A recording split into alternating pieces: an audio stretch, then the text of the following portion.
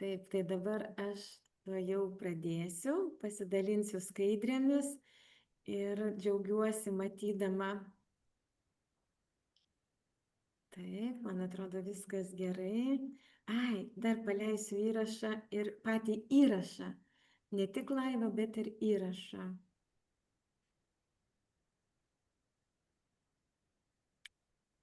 Įrašas paleistas, ar ne? Paleistas, jo, tu ką tik paleidai. Taip. Ne, aš nepaleidau. Nu, gerai, nesvarbu. Gerai, tai ką, tai sveiki visi susirinkę. Labai džiaugiuosi matydama jūs šiandien prisijungusius čia, taip kaip šitoje nuotraukoje, kurią mes tradiciškai dedame, norėdami parodyti, kad esam virtuali mokymų ir bendravimo platforma. Ir šiandien norim truputėlį, aš asmeniškai noriu truputėlį daugiau papasakoti apie senjorų pasaulį. Tai jeigu čia visi jau viską žinote, tai teks kažką pasikartoti ir taip kantriai palaukti sonatos dalies, kuri visai netrukus prasidės.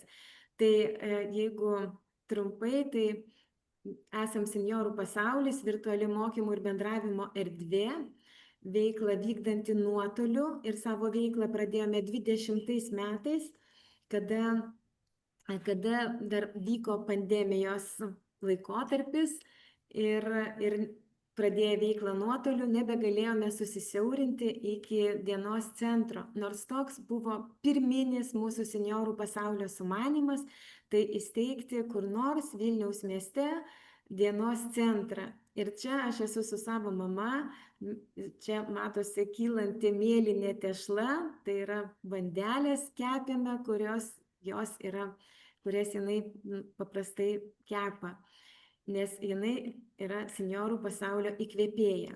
Taigi apie mus šiai dienai naujienlaiškių siunčiame 2200 žmonių. Prie ketvirtadienio paskaitų, kokia yra šiandien ketvirtadienio paskaita, YouTube klausosi ir jungiasi iki 300 žmonių, tiek telpa Zoom platformoje. Ir šiandien mūsų yra mažiau, todėl kad tokia kaip ir nestandartinė paskaita. Ir galbūt žmonės galvoja, kad viską žinau, o be to šią savaitę yra švenčiama tarptautinė brandaus amžiaus sulaukusių žmonių visa savaitė, nedrįsčiau sakyti viena diena, nes renginių yra labai daug ir įvairiausių.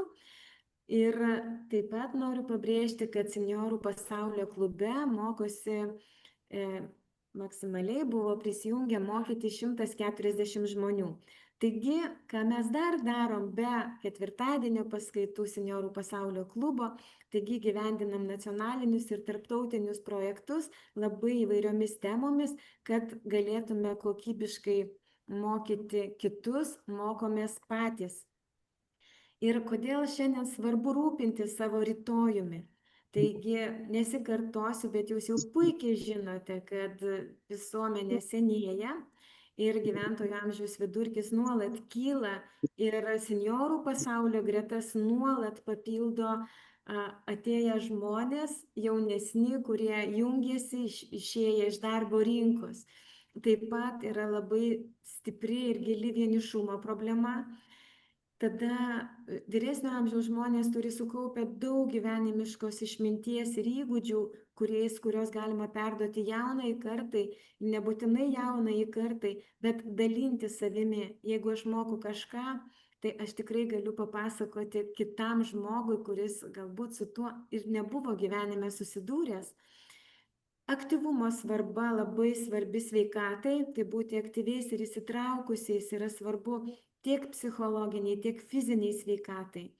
Ir aišku, būrimasis į bendruomenės, tai apima visą kitą. Šiandien vyko, aš ką tik prisijungiau esu dabar Palangoj, kur ką tik mes pabaigėm antrąją paskaitą, kurią vedė, taip kalbėjom apie laimę, kurią vedė daktarė Vilija Lukošiūnienė ir Arūnas Bėkšta, ir ten irgi buvo pažymėta, kad net kaip 3 amžiaus studentai, kodėl jie eina į 3 amžiaus, jungiasi, todėl kad ten yra bendruomenės ir tas mokymosi poreikis yra kaip ir antroje vietoje, nes didesnis noras yra susitikti ir pabendrauti.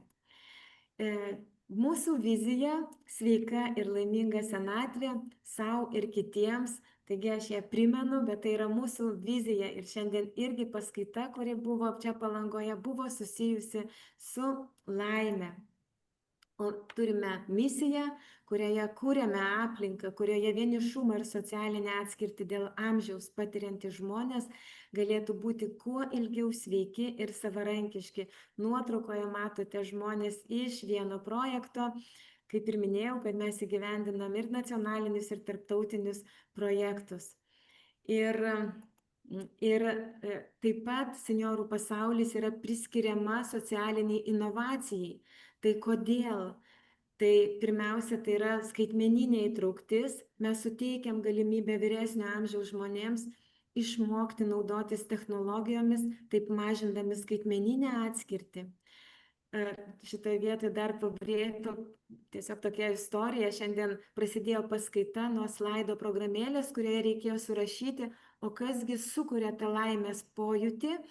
Ir vienas žmogus tiesiog atsistojo ir išėjo, demonstratyviai išėjo iš paskaitos, pasakydamas, kad jis prieš naudojimąsi technologijomis ir prieš naudojimąsi telefonais, tai tokiu atveju tiesiog jam jau nieko neįmanoma padėti. Tai yra jo nuomonė, jo požiūris, o visi kiti įsitraukė mobilius telefonus ir pildė atsakymus. Taigi iš 120 prisijungusių žmonių pusė jų prisijungė prie programėlės ir pažymėjo joje, kas jiems sukelia laimės pojūtį. Taip pat mūsų paslaugos yra prieinamos nepaisant geografinės vietos ar fizinių apribojimų. Socialinis bendravimas virtualioje erdvėje mažina vienišumo jausmą ir gerina emocinę sveikatą. O visą gyvenimą trunkantis mokymasis ne tik suteikia naujų žinių, padeda ugdyti įgūdžius ir pomėgius besimokantiesiems pagal jų poreikius, bet taip pat padeda burti bendruomenę, ką mes jau įrodėm tikrai ne vieną kartą. Čia noriu atkreipti jūsų dėmesį į mūsų senjorų pasaulio rugsėjo mėnesiais atliktos klubo narių apklausos duomenys. Tai apimtis šito tyrimo buvo tikrai nedidelė, mums atsakė 63 žmonės ir 90% iš jų nurodė besinaudojantis internetinės bankininkystės paslaugomis, 87% internete skaito naujienų portalus ir bendrauja su šeimos draugais ar socialiniuose tinkluose, 82% internete mokosi arba šviečiasi, 77% ieško pramogų, hobių ar laisvalaikio užsiėmimų, 73% ieško informacijos apie gydytojus ir gydymo įstaigas, beveik 40% atsakiusiųjų internete ieško informacijos apie socialinės paslaugas, o 5% nurodė kitą ir pasirinko naudojantis internetą darbui ir apsipirkimui. Taigi noriu atkreipti jūsų dėmesį, kad šita statistika, jinai tikrai išneša, net man ieškau tokio žodžio, viršyje visas Lietuvos statistikas, kurios sako, kad vyresnio amžiaus žmonės nesinaudoja internetu. Tai čia mūsų bendruomenė ir labai aktyviai naudojasi internetu.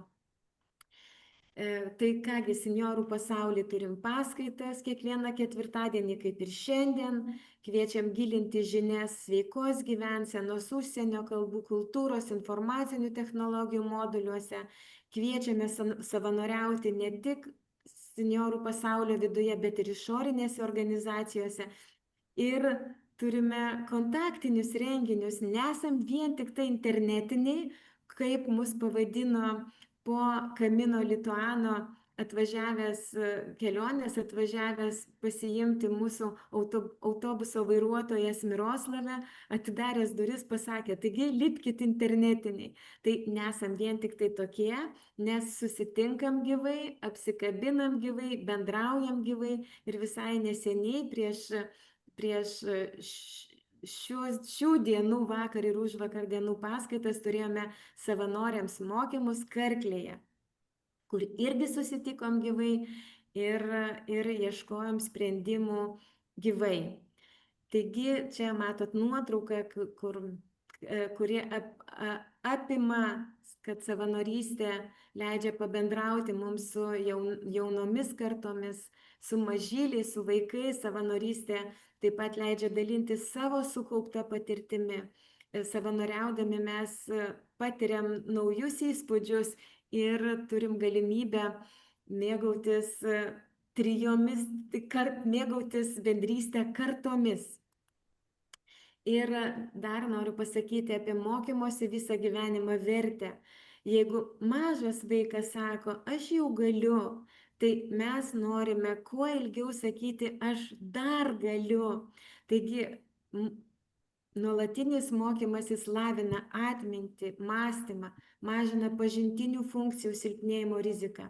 Kodėl aš šneku apie mokymosi visą gyvenimo vertę? Todėl, kad mes būrėme bendruomenę kviesdami ne žaisti, nors tai irgi yra labai gerai, vakar jau išsiaiškinom paskaitoje apie žaidimus, bet mes kviečiame mokytis neformaliai šviestis. Taigi mes sakome, būk šiuolaikiškas, būk įdomus savo vaikams, anūkams, nes įgyjant naujų žinių lengviau prisitaikyti prie technologijų ir prie socialinių pokyčių. Taip pat siekiam stiprinti savivertę. Šiandien ėjom nuo Palangos tilto ir ten vienas vyriškis, mes fotografavomės ir jis taip pakliuvo į mūsų kadrą. Mes sakom, tai gerai, būkit. Sako, tai jau nebėra ką čia fotografuoti. Kaip tai nebėra ką fotografuoti? Čia irgi yra kalba apie savivertę. Aš visą laiką yra apie ką. Yra ką fotografuoti. Aš oriai gyvenu. Ir mokantis naujų dalykų, didėja pasitikėjimas savimi ir pasididžiavimas savo pasiekimais. Taip pat mokymosi procesas suteikia progą susipažinti su naujais žmonėmis ir palaikyti bendruomeniškumą, o gyvenimo džiaugsmas, naujų įgūdžių atradimas ar iššūkių įveikimas teikia prasmės ir pasitenkinimo.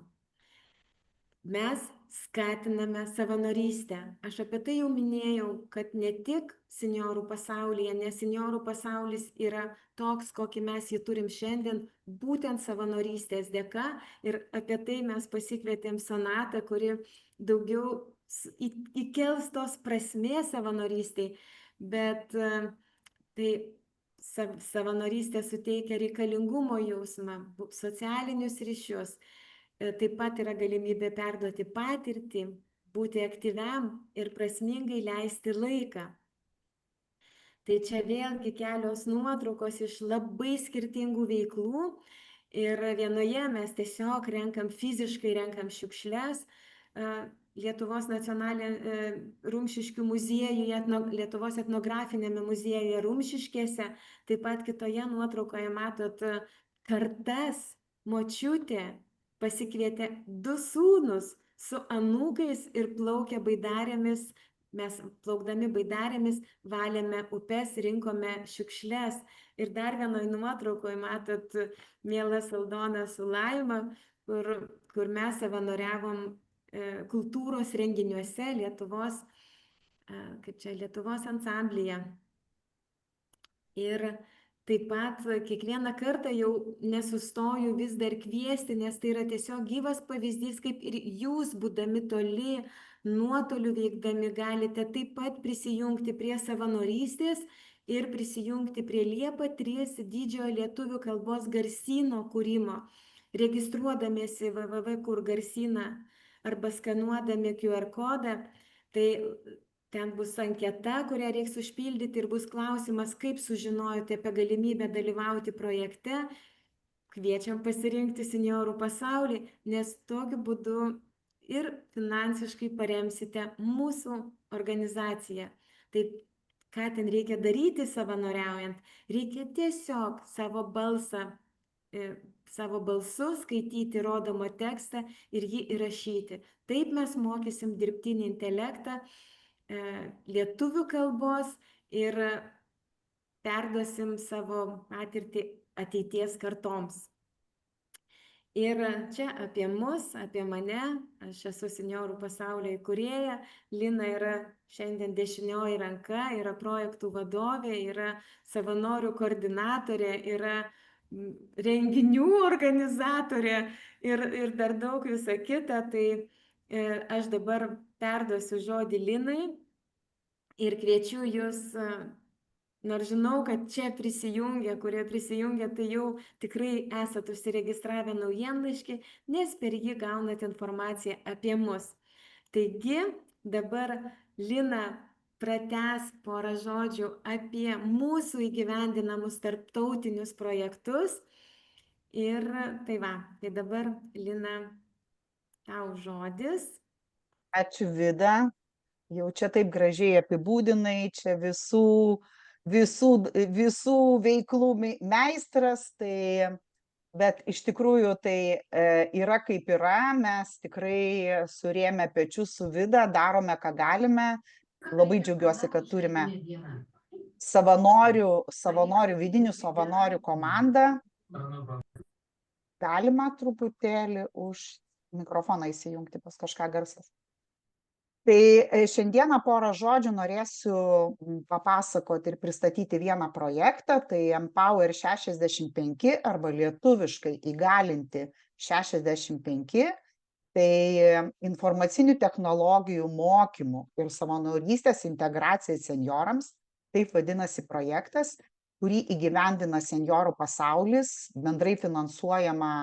projektas bendrai finansuojamas ES, su 4 partneriais, vienas iš jų skaitymas yra iš Lietuvos, kiti 2 partneriai yra iš Latvijos. Vida, galima toliau? Šio projekto jau įvyko pirmosios 2 paskaitos, kurių metu mes testavome patį projektą, tai informacinės technologijas, informacinių technologijų mokymų programą. Ir vakar Palangoje įvyko šio projekto viešinimo renginys, kuris nebuvo vien tik tai pristatomas projektas su sausais skaičiais ar informacija, bet po to projekto pristatymas peraugo į veiklas, kurią pristatė Sandrija Kudirkaitė. Ir kuogi skiriasi, kuo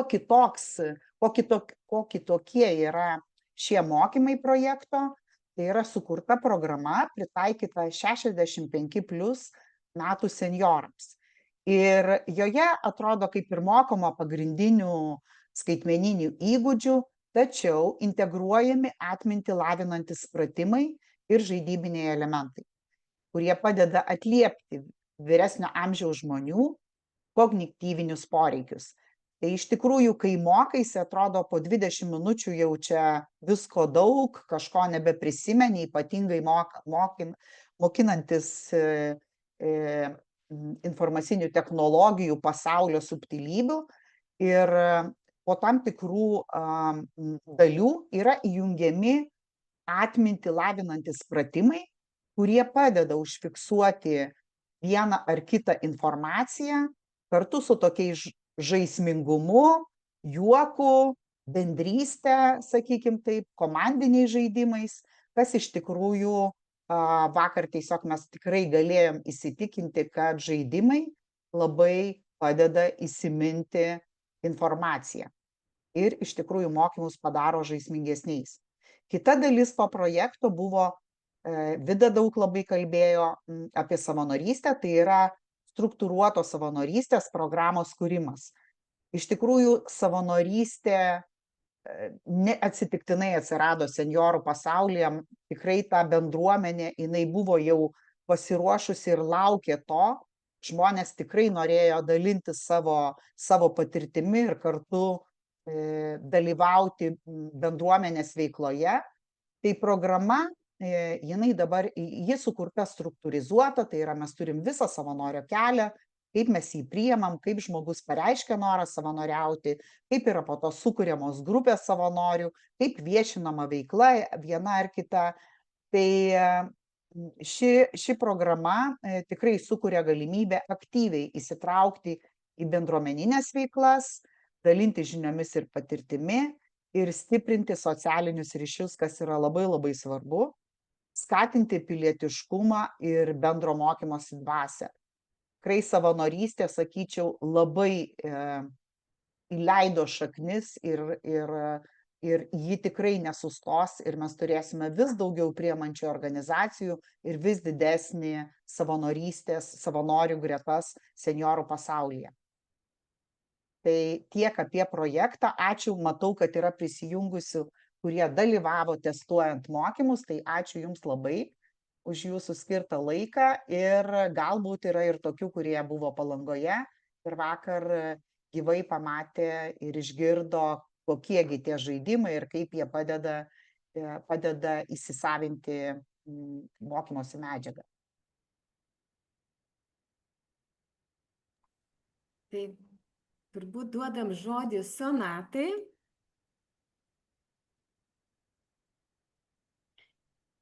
Tai sveiki. Na, sveiki visi, dar noris kažkaip pamatyti. Turbūt nemažą dalį esu jūsų jau ir mačiusi, ar jūs mane esat matę, tai kažkaip galiu pasimojuoti. Smagu pamatyti. Ir šiandien aš kažkaip tai buvo jautru girdėti tai, ką daro Vida, ir aš su Lina kartu, ir aš vakar taip pat buvau Palangoje ir Karklėje mokymuose. Ir kažkaip tai, kadangi jau nemažą laiko tarpą keliauju su senjorų pasauliu, tai labai toksai, ir jaudinantis yra tas įspūdis toksai sekti, lydėti ir matyti, kiek daug žmonių šitoj bendruomeniai sužydi. Kiek daug žmonių atranda vėl iš naujo save, atranda bendraminčius, draugus ir randa tarsi savo vietą vėl iš naujo. Ir šiandien man kaip tik ir norisi pakalbėti apie prasmę mūsų gyvenime. Ir aš nežinau, ar jūs kartais pagalvojate, o kas jums, pavyzdžiui, šiandien teikia prasmę. Ir gali čia parašyti, tiesiog man būtų smalsu, įdomu pareflektuoti, pagalvoti, o kas jums yra prasminga?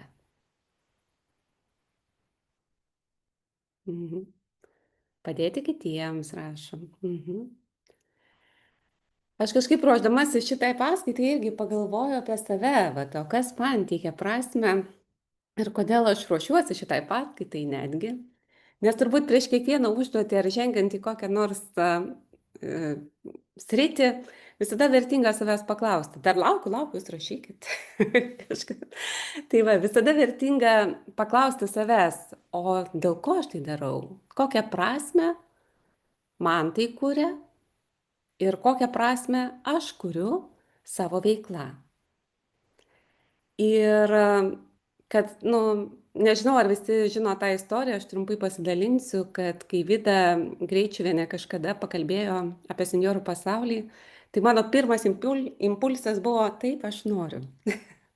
Nors man dar tik 49, dar iki senjoriško amžiaus tai yra laiko, bet mano noras ir tas impulsas buvo toksai, kad man įdomu, aš noriu prie to prisidėti, nes man svarbu ir prasminga yra tai, kad kuo daugiau žmonių jaustų pilnatvę, jaustų gėrį. Ir nuo to yra ne tik tiem žmonėm gerai, nuo to yra gerai ir man pačiai, smagiau gyventi tokioj bendruomeniai. Nuo to geriau mano vaikams, nuo to geriau visai Lietuvai, kai žmonės atranda savo prasmę. Tai šiandien aš noriu jūs pakviesti į tokią diskusiją, pasikalbėjimą ir tuo aš dar pasidalinsiu, turiu irgi pasiruošiu šiek tiek keletą skaidrių. Oi, tik truputėlį čia gavosi. Sekundėlę. Va. Ir pirma skaidrė tai yra čia dabar iš mūsų renginio karklėje ir pagalvojau, kas geriau negu Vidos veidas, tos besišypsančios akys, pasakys apie senjorų pasaulį ir apie tuos žmonės, kurie čia keliauja. Ir kai keliauju kartu su senjorų pasaulio bendruomenė, tai man niekada, aš kažkaip tai tikrai pamirštu bet kokį amžių, amžiaus skirtumus kokius tai, nes kiekvienoje toje moteryje labai gražu stebėti gyvą žmogų, gyvą vaiką, tas, kuris nori ir savo gyvenimu nori atnešti tą prasme ir naudą kitiems. Tai man atrodo, kiekvienas, kuris čia yra prisijungęs, jisai yra dalis tos bendruomenės. Ir aš labai dažnai cituoju, jums gal teko girdėti apie Viktorą Franklį. Kam teko girdėti, pakelkit rankas, kad pamatyčiau, kiek čia žmonių yra pakėlusių ranką.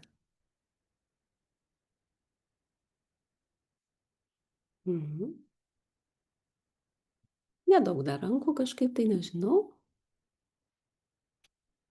Patestuosiu, kaip čia sekasi jums su technologiniais įgūdžiais. Tai Viktoras Franklis yra psichoterapeutas, buvo psichoterapeutas, galima sakyti, logoterapijos įkūrėjas ir jisai buvo žmogus, kuris išgyveno koncentracijos stovykloje. Jis labai daug laiko leido ir kalbėjo apie prasmę ir vienas iš jo tokių svarbių citatų, jisai parašęs veikalą yra žmogus ieško prasmės. Tai jisai suformulavo tokį teiginį, kad žmonės nesiekia laimės, jie siekia rasti priežastį, kad būtų laimingi.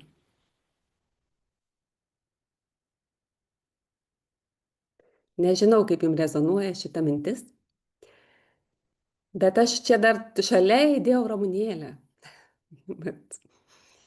Ir tarsi aš galvoju, kad Dievo plane mes visi turime prasmę. Tai būtų ramunėlė, tai būtų kažkoks medis, ar augalas, ar mes, bet kuris žmogus Dievo plane turi prasmę. Mes dėl kažko tai esam. Ir būdami santykėje su kitais, arba užimdami tam tikrą vietą, mes darom poveikį aplinkai. Tai jeigu darom ar nedarom, kažko tai neveikiam elgesiu savo, vis tiek poveikį mes darom. Kas norėtų gal kažkaip tai pasiginčyti tuo teiginiu? Netgi tada, kai tylim, mes darom poveikį.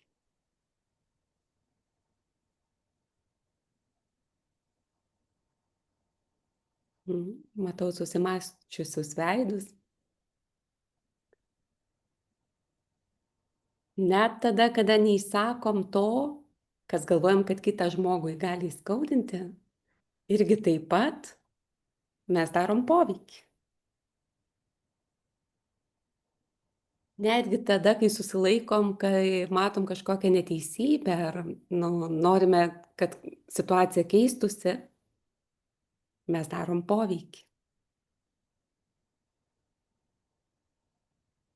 Ir kiekvienas mūsų kažkoks tai elgesys turi atsaką kitiems.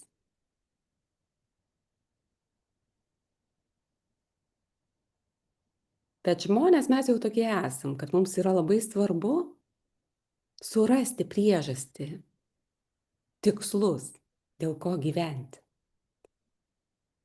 Ir vakar kaip tik toj paskaitoj, aš irgi buvau Sandrijos Kudirkaitės paskaitoj, tai jinai priminė tokį vieną iš teorijų, kai sakė, kad žmonės ten iki 50 metų augina vaikus, anūkus ten gal 60 metų, o paskui jau sako, gamtai jūs nelabai reikalingi. Sako, jau savo reprodukcinę funkciją atlikom. Bet tada labai svarbu surasti savo vietą ir iš tikrųjų tarnauti kitiems žmonėms. Rasti būdą, kaip prisidėti ir daryti poveikį tokį, kuris mums svarbus ir kuris mums reikšmingas. Ir tuoj sekundėlę. Ir Aš norėčiau pasiremti tokiais psichologais, Leontjevu ir Rubinšteinu, jie yra suformavę gyvenimo prasmių klasifikaciją. Ir jie yra aprašę gyvenimo prasme tokiais labai paprastais keliais teiginiais. Kad žmogaus gyvenimo prasmė gimsta realiame subjekto santykėje su realybe. Reiškia, mes negalime šiaip kažkaip tai susigalvoti tą prasme. Realiai jinai gimsta mūsų santykėje su kitu žmogumi arba mūsų santykėje kontakte su aplinka. Ir būtent prasmės atsiradimo šaltinis yra mūsų asmeniniai poreikiai ir motyvai. Mes negalime nusikabinti kažkokiu tai prasmių iš dangaus ir sakyti, mes vardan didelių idealų gyvenam, ar mes tenai dėl kažkokios stambios ideologijos.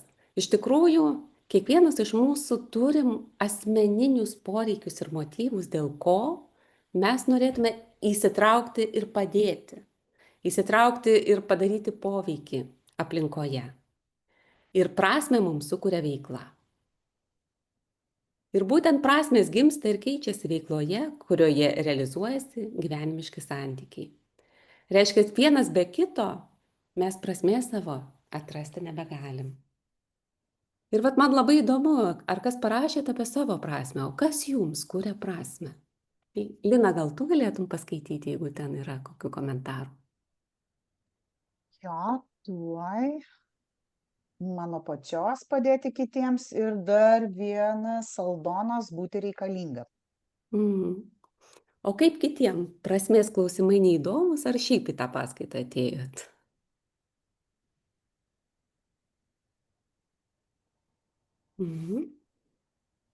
Gal kas balsų norit?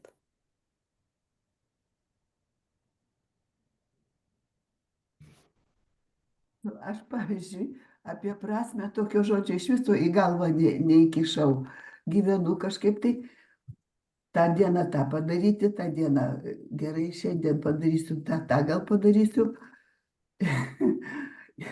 Nu, arba padarai, arba išeina, arba neišeina. Ir taip tęsiasi kažkokia prasmė, nu tai, kad tokį žodį įsidėti į galvą pas mane nėra. Nu, yra tokie tikslai, va, tiksliukai arba reikaliukai, va, einu padaryti tą šiandien reikia.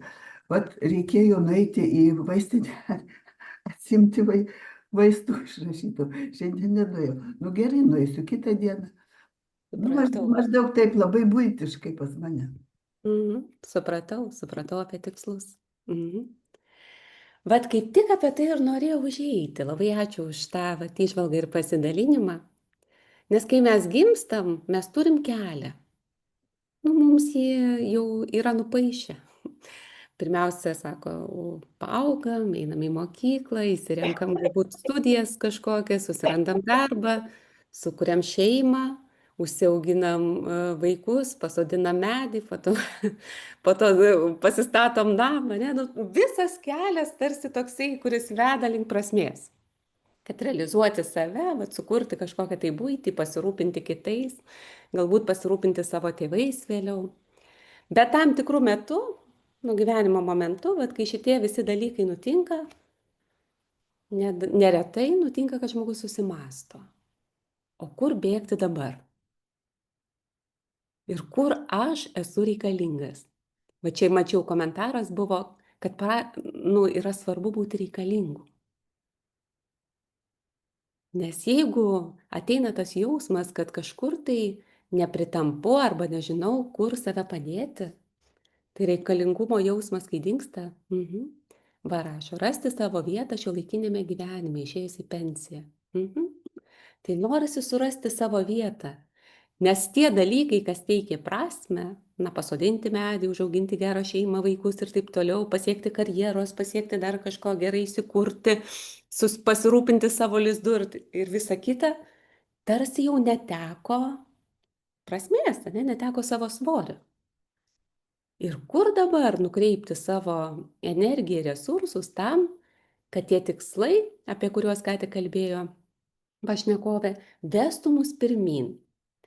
Nes vienas iš tokių, kaip pasakius, žmogų labiausiai, jo motyvacija mažinančių dalykų yra tikslų neturėjimas. Kai žmonės praranda tikslus arba neturi jokių tikslų, neturi tikslo, kad ir nukeliauti kažkur, pamatyti, išmokti ir taip toliau, tai žiūrėkit ir atsiranda tas toksai nuliūdimas, nusiminimas, užsidarimas, atsitraukimas. Ir tai jau nėra tas kelias į laimę ir pilnatvę.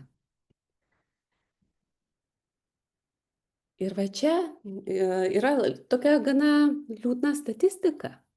Lietuvoje vienišiausių senjorų rodikliai rodo Vilniaus universiteto tyrimas 2022 metais. Paaiškėjo, kad Lietuvoje yra daug vienišų žmonių, kurie išėję į pensiją neranda savo vietos, tarsi tie medžiai. Medis tarsi yra stiprus, dar yra ir kamienas ir visa kita, bet neaišku, kokius lapus krauti ir kokią vertę, kokį indėlį atnešti į šitą pasaulį ir pasidalinti su kitais. Ir dabar norėčiau su jumis pasidalinti, kad čia ne tik, kad Vida labai gražiai pristatinėjo apie tai, kad savanorystė iš tikrųjų padeda daugybėje dalykų. Bet būtent 6-7 amžiuje buvo suformuota tokia veiklos teorija. Ir ši teorija atsirado kaip atsvara atsitraukimo teorijai, kuri galbūt yra tokia gan įprasta, kai žmonės sako, kad jau viskas senstu ir natūralu, aš atsitraukiu nuo visuomenės, pasitraukiu nuo aktyvaus gyvenimo ir tarsi dingstu. Ir žinot, niekas kitas, kaip patys senjorai, atsitraukia nuo visuomenės ir tampa vienišesni dažnai, patys savo pasirinkimu. Nes dabar tikrai yra tų galimybių ir noro, jeigu yra tik noro, surasti būdą, kaip integruotis. Ir būtent veiklos teorija sako, kad senstant gyvenimo pasitenkinimas ir psichologinė gerovė išlieka, jei žmogus išlaiko aktyvų gyvenimo būdą ir užima socialinius vaidmenis. Kitaip tariant, kuo daugiau prasmingos veiklos, tuo daugiau gyvenimo džiaugsmo, net ir sulaukus garbaus amžiaus. Aš turiu labai daug žmonių. Aš tiesa savanoriauju senjorų pasaulyje, bet aš nedirbu labai daug su senjoriško amžiaus žmonėm. Bet aš labai daug dirbu su emigrantais, nes aš pati esu emigrantė, gyvenu užsieny.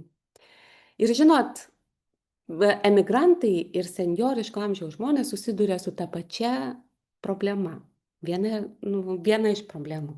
Jie praranda savo identitetą. Jie praranda savo vaidmenį, kurį jie turėjo iki tol, kol nepasikeitė statusas ar nepasikeitė teritorija geografinė. Ir tada tos pareigos, tie ryšiai, kuriuos turėjo, dažnai būna nukirsti. Žmogus tarsi pradžioj džiaugiasi, išėjau į pensiją, dabar būsiu laisvas, čia daug keliausiu, ilsėsiuos, miegosiu ir pirmieji tie keli metai tai yra, iš tikrųjų, suteikia daug laimės ir malonumo. Bet vėliau nebuvimas socialinių vaidmenų, o socialinė rolė, aš esu senjoras ar esu pensininkas, ne visiems to užtenka.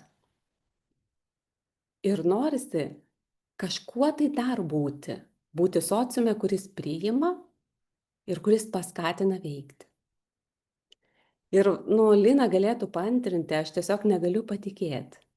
20 žmonių, rodos, 15 žmonių buvo, ne? Kiekvienas su unikaliais talentais. Kiekvienas turi ką pamokyti. Ir šitoj bendruomenėje turbūt yra daugiau negu 20. Čia yra, tikrai gausa tokių žmonių, kurie gali pamokyti ir pasidalinti savo kažkokiais tais talentais, gebėjimais ir patirtimi.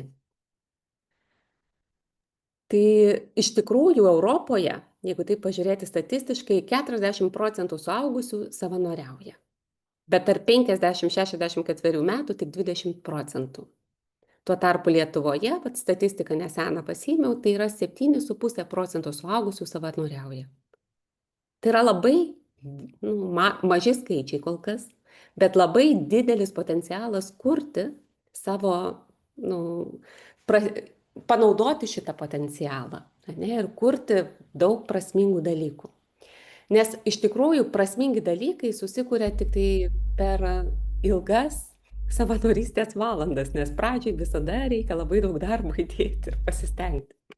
Tai vat būtent mes turim didžiulį potencialą čia. Man smalsu sužinoti, kiek iš jūsų čia, kurie dalyvauja, savanoriaujat. Lina savanoriauja, kas dar?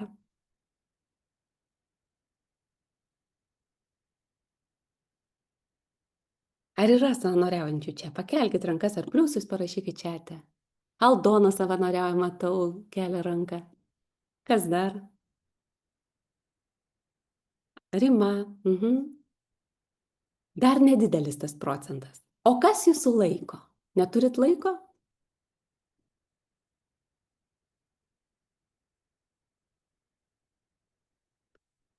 Kas jūsų laiko? Kas yra tai, kas jums sako, ar sulaiko, kad ateiti vat būtent savanoriauti? Neįdomu? Galvojat, ne jums? Iš tikrųjų, savanorystė apdovanoja, ne vien tik tai tą, galima sakyti, tuos žmonės, kurie mes teikiame pagalbą ar kažkokį tai projektą vystom. Savanorystė daugiausia naudos suteikia patiems žmonėms, kurie savanoriauja. Nes tai yra aktyvumas ir gerovė. Tai reiškia, kad mes galime būti aktyviais ir veikti grupėje. Nauji vaidmenys pakeičia prarastus. Ir mes galime atrasti savo naujus talentus, galime sužinoti, kad mes esame vertingi, galime pasidalinti su kitais savo naujais pomėgiais ar receptais ar dar kažkuo tai. Ir tai yra galimybė būti bendrystėje. O taip pat yra labai svarbu, kad būtų svarbi veiklos kokybė, o ne kiekis. Tai reiškia, kad neturėti ten milijonų savanorystės valandų, ar ten skirti labai daug savanorystei, bet svarbu, kad ta savanorystė arba tas veikimas suteiktų jums vertę patiems. Nes efektyviausia savanorystė yra tada, kada jinai yra vertinga pačiam žmogui. Ir bet jau pasikartosiu tą patį, bet jeigu jūs neturite savo atsakymo, kam jums to reikia, kokia vertė jums yra iš to, tai dažniausiai net neverta to pradėti. Ką dar duoda savanorystė, jeigu taip pasižiūrėjus, ne? Tai palaiko atmintį ir kognityvinius gebėjimus. Kaip tai daro? Paprastai, dažniausiai tenka dalyvauti kažkokiose veiklose, įsitraukti į kažkokias užduotis ir tai suteikia mankštą mūsų smegenim ir palaiko mus jaunus. Sumažėja depresija ir kas yra labai dažnas atvejis, kada žmonės, ypatingai rudeniop, kada atsiranda tas prastesnis oras ir žmonės užsidaro, tai depresijos rizika labai stipriai išauga. Ir būtent bendruomenė, judėjimas, aktyvumas padeda išvengti depresijos. Na ir 50-199 valandos per metus yra statistiškai pasakyta. Jeigu tiek savanorystei skiriat 50 valandų, tai čia ką? Valanda į savaitę? Tai yra lėtesnis senėjimas. Žmonės lėčiau sensta. Tikrai verta dėl to pasistengti, nes senti mes turbūt nei vienas nebenorime ir norime būti aktyvūs. Su kokiais iššūkiais susiduria, tai dažniausiai informacijos stoka. Ir kai aš jūsų klausinėjau, kodėl jūs neatėjot, arba kodėl tiek mažai žmonių pakėlė ranką, tai man tikrai nuoširdžiai smalsu. Gal jūs nežinot, kad tai galima? Ar yra žmonių, kurie nežino, neturi galimybės, nežino, kad jie galėtų surasti savo veiklą, kur galėtų savanoriauti? Sonata, buvo komentaras, kad nespėjam, laiko neturim. Taip, labai jau siejame, aš pritariu. Tai va, aš žinau, šiais laikais senjorai yra labai užsiėmę. Ir jeigu žmonės yra veiklus ir turi galybę veiklų, tai be abejonės jau tada, kaip pasakius, to laiko neatimsi, ne? Ir mes renkamės pagal pomėgius. Tikėtina, jūs ir sukuriat vertę kažkam tai kitiems. Bet jeigu aplinkoje yra žmonių, kurie, ir mano aplinkoje aš tikrai pažįstu, kurie sako, jau jau tuoj reikės išeiti ir vienu žodžiu neturiu ką veikti ir labai nuobodu ir visa kita, tai pakvieskit juos. Jūs galite būti ambasadoriai ir padėti žmonėms eiti per tas labai gilias tokias savęs pažinimo keliones. Nes čia senjorų pasaulis per 5 metus, kuriuos nukeliavo, galima tikrai pamatyti, kiek žmonių yra kardinaliai pasikeitę. Kardinaliai. Ir toks atrodo naujas sužydėjimas, naujas gyvybės toksai įpūtimas atsiradęs. Tai vat norėtųsi jūs pakvieskite artimuosius, parodykite kitiems ir tapkite tuo ambasadorium. Dar yra žmonių, kurie skundžiasi sveikata ir mobilumu, kad jau jie negali arba tame mieste nėra. Tai čia vėlgi yra tik tai, kaip pasakyti, dabar galvoju, koks tas lietuviškas žodis yra bandymas pabėgti. Bandymas pabėgti. Nes iš tikrųjų, jeigu tik norėtume, mes visada galime surasti bendrą mintį, kabintis į parankę ir pradėti savo iniciatyvą. Na ir aišku, dar būna toksai labai populiarus požiūris, kad savanorystė tik tai jaunimui. Tai iš tikrųjų jaunimas galbūt kaip tik, jiems reikia darbo įgūdžių, jie tai tokią labai gana trumpą savanorystę turi, nes jiems dar yra labai daug prasmingų dalykų reikia nuveikti, jiems reikia tuos pačius medžius susodinti ir vaikus užauginti, bet savanorystė senjoriškame amžiuje, tai yra būtent tai, kas suteikia sveikatą, pasitenkinimą, gyvenimo kokybę. Ir kelias į savanorystę iš tikrųjų prasideda nuo ko? Nuo pakvietimo. Žmonės turėtų arba gali išgirsti kvietimą. Ir pakvietimas tai yra ta vieta, kur sako, gerai, aš jau nebenoriu vien tik tai mokytis, aš jau nebenoriu vien tik po renginius lakstyti ir vien tik tai šokti.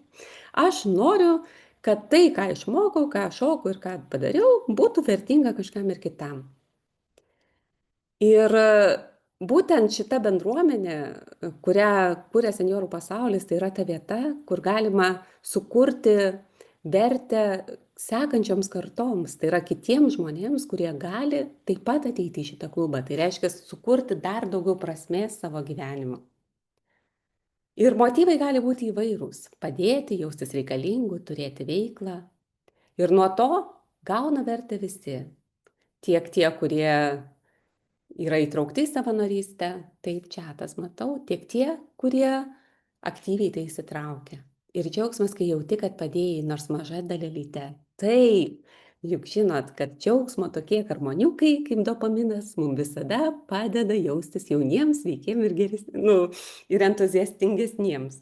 Ir man tiesiog, aš negaliu patikėti, bet aš kartais matau tokius žmonės, kurie net su ramentais eina ir toliau padeda kitiems ir kažkaip tai aktyviai dalyvauja.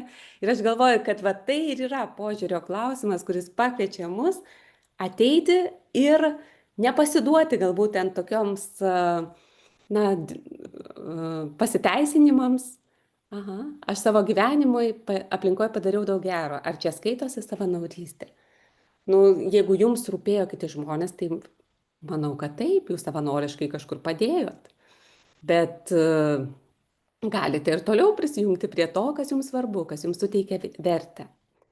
Žinot, būna tokie dalykai, kurie kartais mes galime atpažinti pas save. Kartais mes stengiamės daryti gerą kitiems todėl, kad žinotume patys savo, kad esame geri žmonės. Ir nebūtinai, tada tokia savanorystė dažnai mus išsekina. Nes žmogus negirdi savo asmeninių poreikių, bet labiau yra susikoncentravęs, kaip padėti kitiems, kaip išspręsti kitų problemas, kaip atiduoti kuo daugiau, kad gaučiau savo paskui padėkas arba ten kažkokį pripažinimą. Bet jeigu kalbėti apie sveiką požiūrį į savanorystę, tai yra apie tai, kad aš matau, kur noriu duoti savo energiją. Ir tas toksai atsispyrimas yra iš manęs pačio. Tai yra, aš noriu tam prie to prisidėti, aš noriu tam duoti. Ne tam, kad gauti kažką, bet tam, kad duoti kitiems. Tai tas svarbus momentas yra, nes labai daug savanorių iš tikrųjų perdega. jeigu tas motyvas yra apie tai, kaip gauti daugiau, nu, vat sau to pripažinimo ir būti geras kitiem. Ir tada labai sunku yra nubrėžti ribą. Nes žmogus tada negali sakyti, palaukit, aš negaliu. Jau čia mano riba. O norisi vis paprašė ir einu, paprašė ir einu, paprašė ir einu. Tai va čia toksai svarbus aspektas, kurį, vat, kaip jūs paminėjote, jeigu padėti kitiems, tai vėlgi gerbent save. Na ir toksai, man labai patiko tą patį Franklis, cituojant, kad gyvenimas yra ne kažkas, o galimybė kažkam. Ir nesvarbu, kiek metų jums yra dabar, galimybė kažkam vis dar egzistuoja. Jūs galite pakviesti save į kažkokį tai nuotykį. Jūs galite pakviesti save į pokytį. Jūs galite pakviesti save sukurti kažką vertingo ir prasmingo. Ir paskirti ar savo dieną, ar savo valandą, ar savo kažkiek tai metų tam didesniam dalykui, kuris kaip medis, va šitas su daug šakų, stovės, kraus žiedus, po to duos pavėsį ir rūpinsis ekosistema ir aplinka visom kitom kartom, kurios liks po jūsų. Tai kamgi vertingo ir prasmingo norėtumėte skirti savo gyvenimui? Kažkaip norėčiau jūsų paklausti.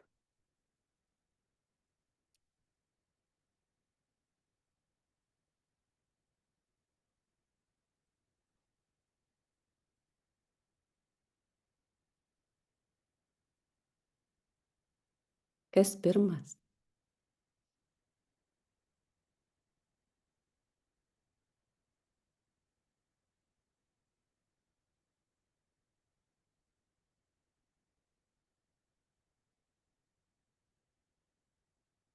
Nu, gal jums nedrąsu, aš sukursiu kambariukus dabar. Bendravimo šilumai, Rima sako. Sukursiu kambariukus dabar ir pakviesiu jūs trumpam pasidalinti vienas su kitu. Tai kasgi jums teikia tą prasme ir kur norėtumėt, jums būtų prasminga skirti bent valandą ar dieną savo gyvenimo. Tai užeikit 5 minutėm ir aš jūs pakviesiu atgal.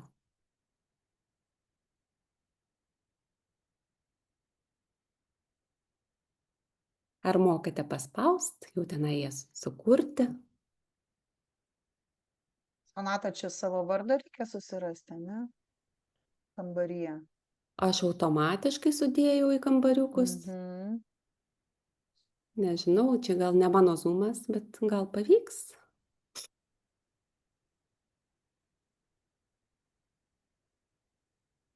Ar išeina čia žmonės, jiems pavyksta?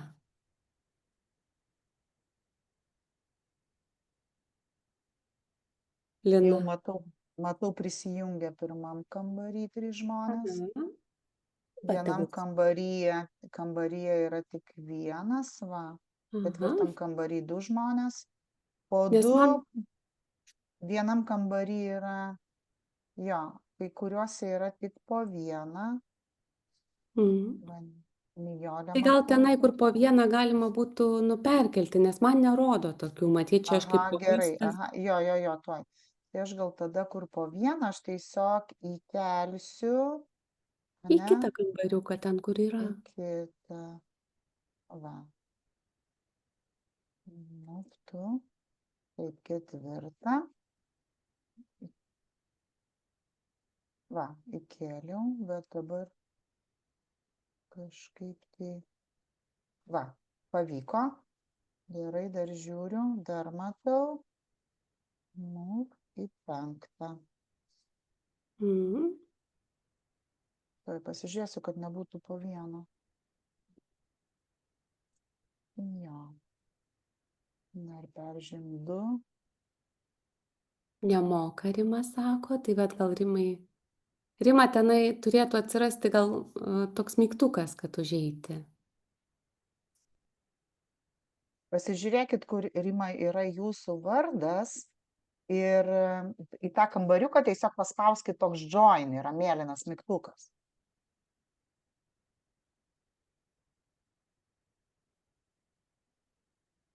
Ilona, čia 3. Jo, Mm. visur daugmaž.